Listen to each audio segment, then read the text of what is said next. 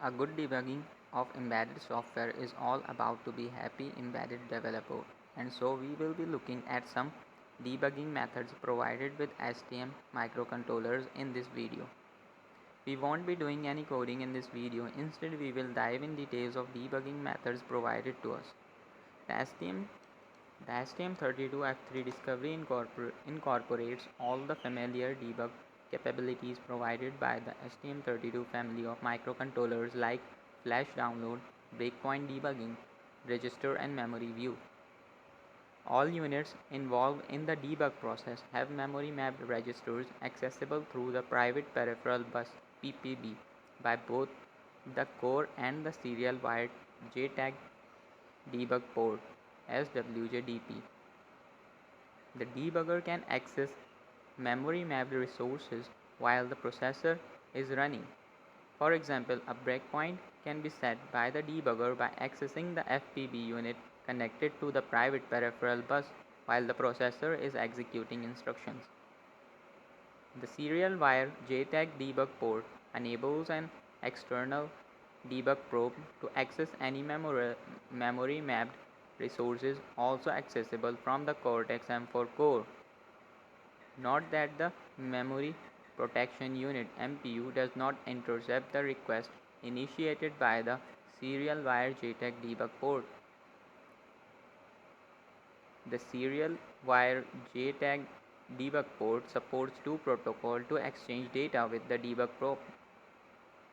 Either the two-wire serial wire debug protocol known as SWD or the 5-wire JTAG protocol. SWD must be chosen as shown. The serial wire JTAG debug port automatically detects which protocol is used regarding the trace output, while the trace port interface unit (TPIU) offers two possibilities. First, asynchronous one-wire trace port called serial wire output (SWO). Here the serial wire output is multiplexed with the JTAG signal. Consequently, it cannot be used at the same time as JTAG protocol. Second, the synchronous 5-wire trace port including a clock signal and 1, 2 or 4 bit of data. Here 5 pins are used as outputs from the STM32 for the SWJDP as alternate functions of GPIOs. These pins are available on all packages. After reset, all 5 pins, when assigned, are immediately enabled by the debugger host. However, the STM32 microcontrollers offer the possibility of disabling some or all of the SWJDP ports, and therefore the possibility of releasing the associated pin for general purpose I/O usage.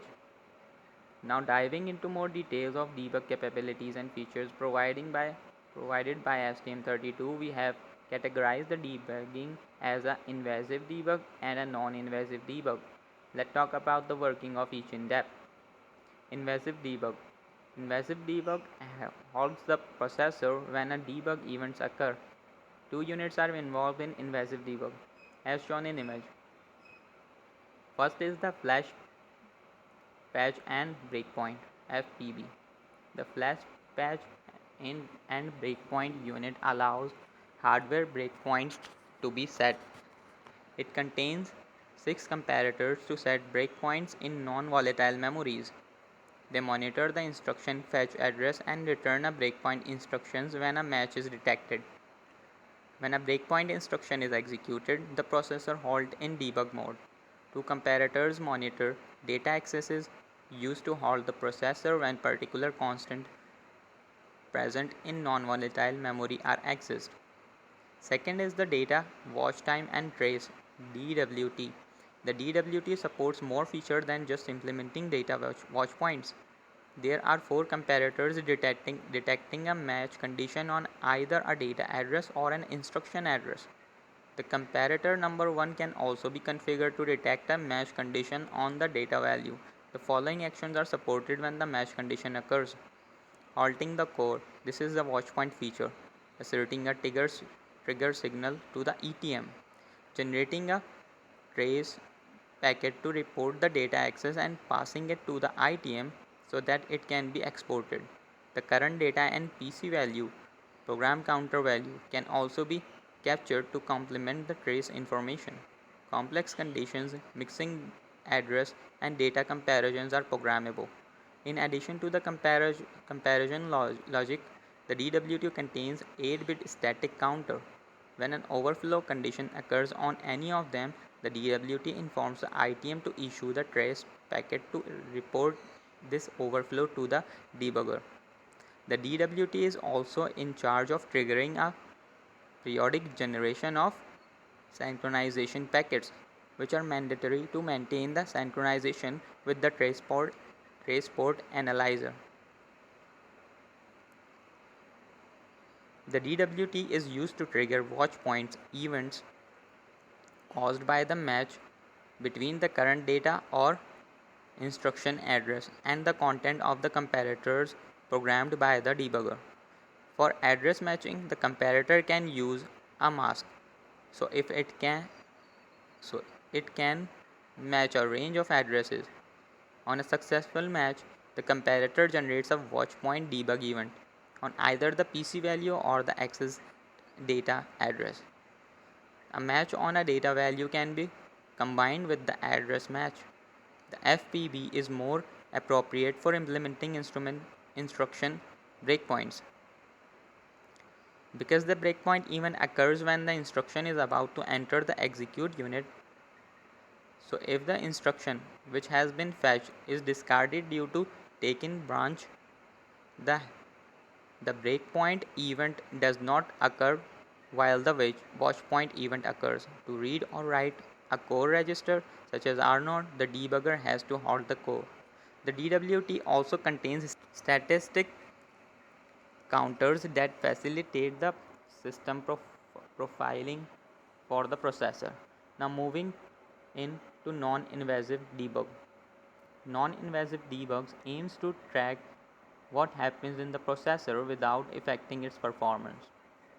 It is based on real-time trace, the ETM and ITM modules, which we will see in a moment, have the capability of synthesizing trace packets and issuing them over the trace bus ATB, where TPIU receives the trace packets and outputs them over an external interface so that the trace port analyzer can capture them.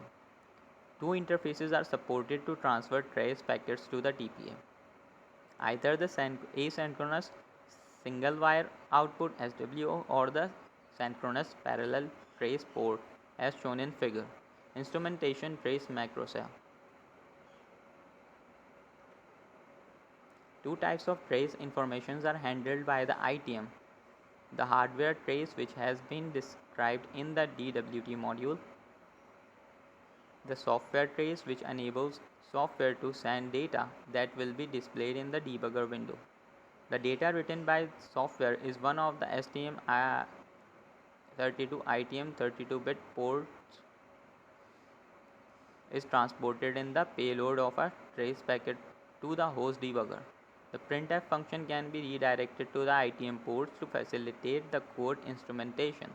Two types of timestamps are supported by the ITM and unit. The local timestamping, which indicates the relative time between two consecutive local timestamp packets, and the global timestamping. The global timestamping comes from the dedicated 48-bit also used by the ETM unit. Embedded trace macrocell ETM. The ETM requires the 4-bit data trace port because the SWO does not offer enough bandwidth.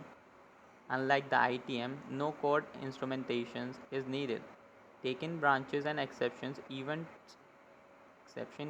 are signaled by the Cortex M4 core to the EMT unit, which converts them into trace packets, which are output on the ATB port. When the trace has been captured, the debugger decompresses it to provide a full assembly. With symbols of the code which was executed, the debugger also links this back to the original high-level source code, providing you with the visualization of how the code was executed on the target. The ETM is useful to profile the code executed by the Cortex M4 and to investigate complex software bugs. So that all of this video tutorial without any blinking LED. I hope you enjoy debugging feature provided by ST. If not, wait for the future video to get into practical use with STM32 IDE and F3 Discovery board, and don't forget to subscribe, comment and like, and thanks for watching.